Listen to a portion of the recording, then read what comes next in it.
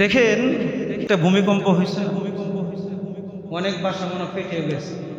আমি বাসায় ছিলাম তখন, এমন অবস্থা হয়েছে আমি ভাবছি যে মিনারটা মনে হয় ভেঙে পড়ে গেছে। এমন ভূমিকম্প মনে হয় যে সচরাচর অনেক বছর যাবত এদিকে হয়নি। অনেক জায়গায় শুনছি রাস্তাও ফেটে গেছে। এইগুলো হচ্ছে সবই আল্লাহর গজব। এইগুলো সবই কি আল্লাহর গজব।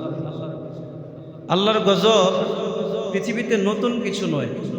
কোরআন খুলে দেখুন সূরাতুল লুকমান, কোরআনে কারীমের সূরাতুর রুম। সূরাতুর রুম এটা হচ্ছে 30 নম্বর সূরা। সূরাতুর রুমের 41 নম্বর আয়াতে আল্লাহ তাআলা বলেন, যহারাল ফাসাদু ফিল বাররি ওয়াল বাহরি বিমা কাসাবাত আইদিন নাস লিয়ুযীকাহুম বা'দাল্লাযী আমিলু লা'আল্লাহুম ইয়ারজিউন। আল্লাহ তাআলা বলেন, যহারাল ফাসাদু ফিল বাররি ওয়াল বাহর, স্থলে এবং জলে, স্থলে এবং জলে অর্থাৎ মাটিতে আর পানিতে যত ধরনের আযাব গজব হয় সব হচ্ছে তোমাদের দুই হাতের কামাই। কয় হাতের কামাই? দুই হাতের কামাই। আল্লাহ তাআলা কি বলেন? লিয়ুযীকাহুম বা'দাল্লাযী আমিলু, তোমরা যা যা করো এর কিছু মাত্র আমি দেই। কি দেই? কিছু দেই, অধিকাংশ তো আমি মাফি করে দিই। বলেন সুবহানাল্লাহ। তোমরা যা যা করো সব যদি আমি পুঙ্খানু দিতাম তো জমিনে তোমরা থাকতেই পারতাম না, ধ্বংস করে ফেলতাম। আল্লাহ তাআলা বলেন, লিয়ুযীকাহুম বা'দাল্লাযী আমিলু, কিছু আমি তোমাদের দেই যাতে করে লাআল্লাহুম ইয়ারজিউন, তোমরা আল্লাহর রাস্তায় আমার রাস্তায় যেন ফিরে আসো। বলেন সুবহানাল্লাহ। জমিনের মধ্যে যখন 15টি গুনাহ খুব বেশি পরিমাণে বেড়ে যায় তখন আল্লাহ পাক হাদিস শরীফের মধ্যে এসেছে, সহিহ মুসলিমে আসছে, আবু দাউদে আসছে, ইবনে হিব্বানে আসছে, অনেক কিতাবের মধ্যে আসছে। আলী রাদিয়াল্লাহু তাআলা আনহু বলেন, আলী রাদিয়াল্লাহু তাআলা আনহু বলেন যে পুতির মালার সুতা কেটে দিলে বিচিগুলো যেভাবে একটার পর একটা পড়তে থাকে জমিনের মধ্যে, জমিনে যখন 15টি কাজ খুব বেশি পরিমাণে হবে তখন আল্লাহর আসমান থেকে এইভাবে তোমাদের উপর একের পর এক গজব নাজিল হইতে থাকবে। বলেন নাউজুবিল্লাহ। আর এই জমিনে যখন অপরাধ বেড়ে যাবে তখন এই জমিনওয়ালাদের অপরাধের কারণে পশু পাখিও কষ্ট পাবে। কে কষ্ট পাবে? এই যে বার্ড ফ্লু, কি ফ্লো? বার্ড ফ্লু, এই যে রোগ, এই রোগ কি পাখির অপরাধ করছে? কথা বলেন, বার্ড ফ্লু হয়। বার্ড ফ্লু একটা রোগ আছে না? ব্লাড ফ্লু হয়, তারপরে পাখিদের যে বিভিন্ন রোগ হয়, তারপরে হচ্ছে আপনার এই যারা মোরগ লালন পালন করে, মুরগি লালন পালন করে, তারপরে আপনার গাম্বুরু রোগ আছে, বিভিন্ন রোগ আছে। এই রোগগুলো যে পশু পাখি যে মারা যায়, রাত কি রাত সমস্ত পশু পাখি মারা যায়, সমস্ত মুরগি মারা যায়, গরু মারা যায়। এরা কি অন্যায় করে? এদের কি কোনো অন্যায় আছে ভাই? গরুর গুনাহ আছে? মুরগির কোনো গুনাহ আছে? হাতি পাখির কোনো গুনাহ আছে? যে এরা মরতেছে কেন? আমার গুনাহের, আমার গুনাহের। জমিনওয়ালারা যখন অপরাধ করবে তখন জমিনে যত প্রাণী বসবাস করবে এই জমিনের প্রাণীগুলো পর্যন্ত এদের অপরাধের কারণে আল্লাহর গজবের মধ্যে নিপতিত হবে। বলেন নাউজুবিল্লাহ। এর মধ্যে একটা সবচেয়ে বড় অপরাধ হচ্ছে শিরিক, বেদাত। শিরিক নামক যে অপরাধ জমিনের মধ্যে চলতেছে, একের পর এক শিরিক মানুষ করতেছে। আল্লাহ নবী দোয়া করে গেছেন, আল্লাহ আমার উম্মত তো দুর্বল। আগের যুগে তো আপনি যুগে যুগে নবী রাসূল পাঠাইছেন, যখনই উম্মত গুমরাহ হয়ে গেছে আপনি নবী পাঠাইছেন, নবীর দরজা তো বন্ধ হয়ে গেছে, নবী তো আর আসবে না। আমার উম্মত তো দুর্বল, আপনি আমার উম্মতকে সমূলে ধ্বংস করেন, এদের আযাব গজবের কারণে সমূলে ধ্বংস। তো আল্লাহ পাক সমূলে ধ্বংস না করার ওয়াদা তো করেছেন, কিন্তু কিছু কিছু যে ধ্বংস করবেন না এটা তো আল্লাহ তাআলা বলেন।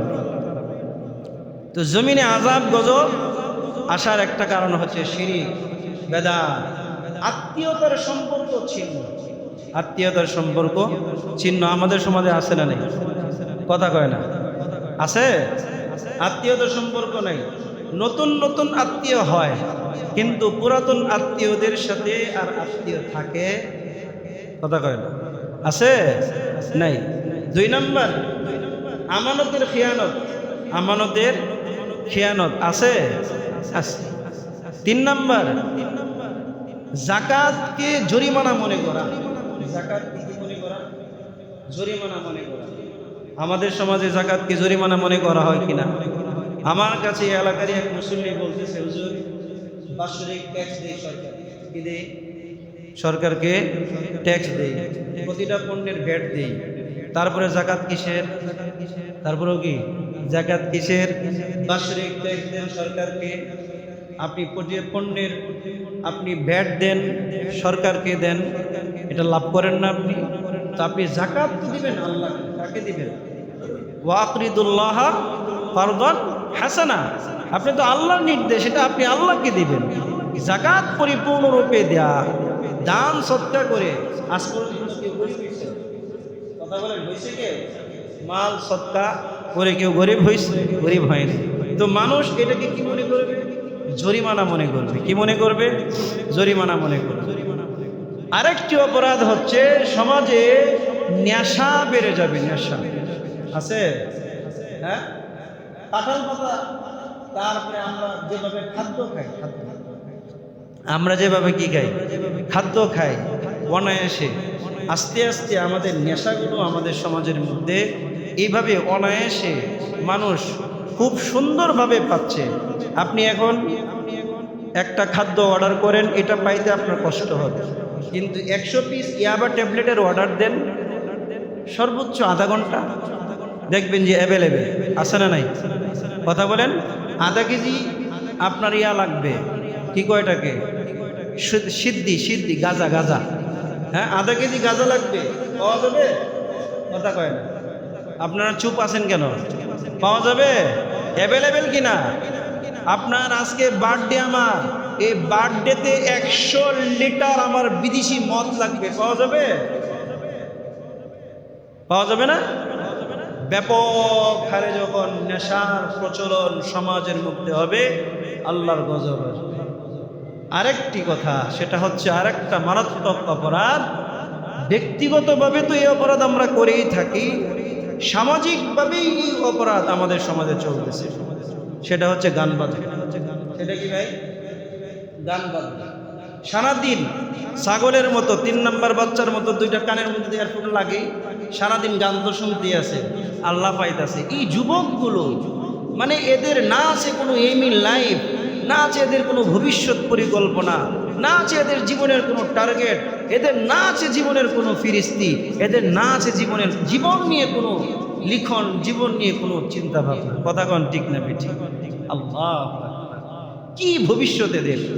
সারাক্ষণ গান শুনতেছে, সারাক্ষণ সিনেমা দেখতেছে, সারাক্ষণ মোবাইলের মধ্যে গেমস খেলতেছে, এই এটারে মার, ওইটারে মার, এটারে মার, এটারে মার, পাবজি, সাবজি, কত কি, হ্যাঁ, প্লেন অফ ক্লেশ, তারপরে আরো কত কি আছে, সারাক্ষণ গেমস নিয়ে ব্যস্ত। আরে ভাই যুবক, আল্লাহ পাক তো তোমাকে এই জন্য দুনিয়াতে পাঠায় নাই। গান বাদ্য আমাদের সমাজের মধ্যে ব্যক্তিগতভাবে তো আমার রুমের মধ্যে চলতেছে, টিভি ভিসিআর তো আমি দেখতে আসি চলতে আছে। আমাদের সুপরিচিতে ডিস্ক বাজানোটা নিষিদ্ধ ছিল কি ছিল না? সামাজিকভাবে আপনারা নিষিদ্ধ করছিলেন, কথা কন না কেন ভাই? সামাজিকভাবে নিষিদ্ধ হয়েছিল কিনা? কথা কয় না। সামাজিকভাবে নিষিদ্ধ হয়েছিল, এরা আবার চালু হয়েছে কিভাবে? কারা চালু করছে? গতকালকে সারা রাত, জুমার রাতে এই দিকে ডিস্ক কিভাবে বাজলো সারা রাত?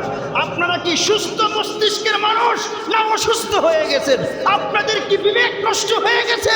কিভাবে আপনারা পারলেন সারা রাত, জুমার রাত, তাহাজ্জুদের রাত, আল্লাহর কাছে দোয়া কবুলের রাতে সারা রাত ডিস্ক বাজাইলো, আর আপনারা বাসায় কিভাবে টিকে থাকবেন? আপনাদের মস্তিষ্ক নষ্ট হয়ে গেছে, অন্তর নষ্ট হয়ে গেছে। এই জন্য আল্লাহর গজব আজকে সুপরিচিত এসেছে। আপনাদের কি হয়ে গেল? রক্ত কি পানি হয়ে গেছে? আপনারা এতই হতিবন্ধ হয়ে গেছেন, এতই গুলামীর শৃঙ্খলে আবদ্ধ হয়ে গেছেন যে আপনার বাসার পাশের বাসায়, আপনার এলাকার পাশের মহল্লায় সারা রাত গান বাজবে আর আপনারা চুপ করে বসে থাকবেন। একটা মানুষ কি আপনাদের সমাজে নাই যে গিয়ে বাধা দিবে, এখনই বন্ধ কর, না হয় এলাকা ছাড়, এইখানে যদি থাকতে হয় এইভাবে তোর থাকতে হবে, যদি তোর মন চায় অন্য জায়গায় যা, তোর কারণে আমরা সবাই গজবে নিপতিত হতে পারবো না। কথা কোন ঠিক না? আপনাদের আগুন কি হয়েছে? আপনাদের পা, আপনাদের রক্ত কি হয়ে গেছে?